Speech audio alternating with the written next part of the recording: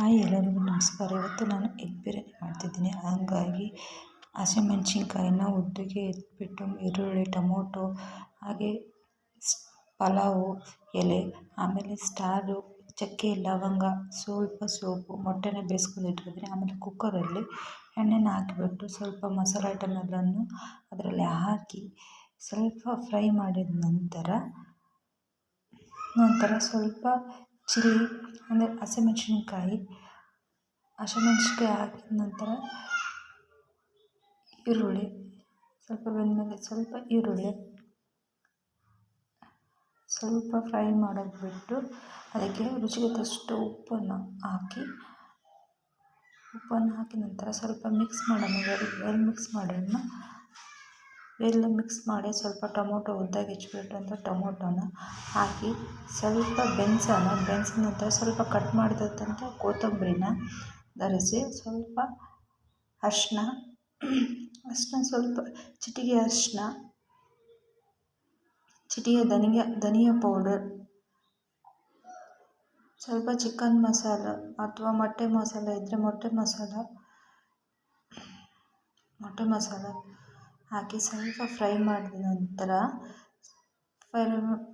Fry ಮಾಡ್ಕೊಂಡು ಸ್ವಲ್ಪ ಖಾರದ ಪುಡಿ, ಚಿಲ್ಲಿ ಪೌಡರ್, ನಂತರ ಮೊಟ್ಟೆ ಬೇಯಿಸ್ಕೊಂಡಿದ್ದೀವಲ್ಲ ಆ ಮೊಟ್ಟೆನ ಹಾಕ್ತಾಯಿದ್ದೀನಿ.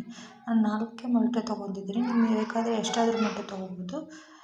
ಮೊಟ್ಟೆನ ನೀಟಾಗಿ ಫ್ರೈ ಮಾಡ್ಕೊಂಡು ಆಮೇಲೆ ನಾನು ಸ್ವಲ್ಪ ಅಕ್ಕಿ ನೆನೆ ಹಾಕಿದ್ದೆ. ಅಲ್ಲ ಬೆಳ್ಳುಳ್ಳಿ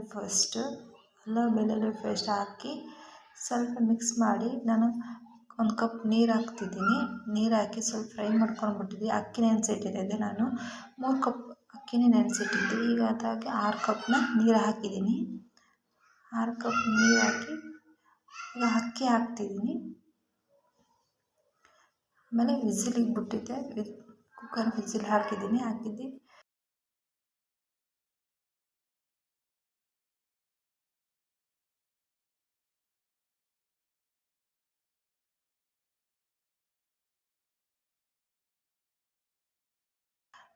ನೋಡಿ, ಈ ಥರ ನಾನು ಸ್ವಲ್ಪ ಮೇಲೆ ಕೊತ್ತಂಬರಿನೂ ಹಾಕಿದ್ದೀನಿ. ಎಷ್ಟು ಚೆನ್ನಾಗಿ ಬಂದಿದೆ, ಎಷ್ಟು ಉದುರಾಗಿದೆ. ಇದೇ ಥರ ಮಾಡ್ತಾಯಿರ್ತೀನಿ. ಸಬ್ಸ್ಕ್ರೈಬ್ ಮಾಡಿ, ಲೈಕ್ ಮಾಡಿ ಮತ್ತು ಶೇರ್ ಮಾಡಿ. ಧನ್ಯವಾದ.